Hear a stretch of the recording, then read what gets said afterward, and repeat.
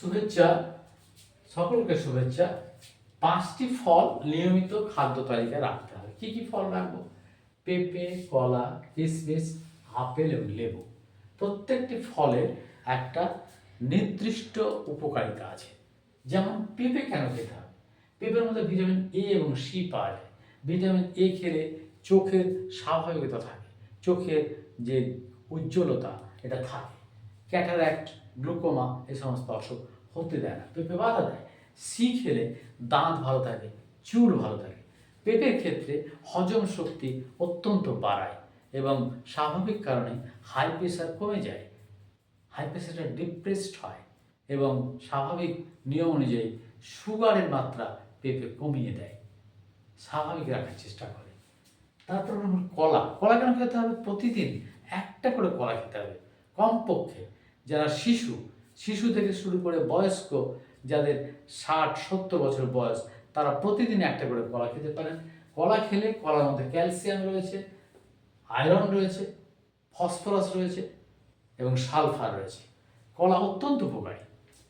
কলা খেলে আমরা ক্যালসিয়াম পেলে হাড়ের মজবুতি বাড়ে। বৃদ্ধ বয়সে অনেক সময় হাড় ভঙ্গুর হয়ে যায়, পড়ে গিয়ে মারা যায়, অনেক সময় হাড় ব্যথা হয়, সে ধরনের ব্যাপার। প্রতিদিন যদি আমরা খাই তাহলে খাদ্য তালিকায় পুষ্টির যোগান হয়ে যাবে। কিশমিশ খেতে হবে।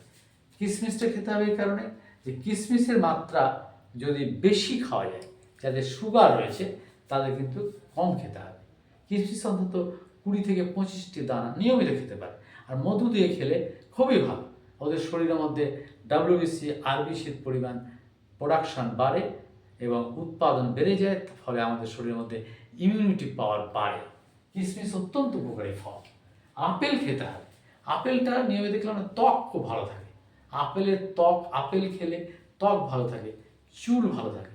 আপেলের নিজস্ব একটা হজম ক্ষমতা করার জন্য বিশেষ ধরনের কতগুলি এনজাইম রয়েছে, যেগুলো আপেল প্রোভাইড করে।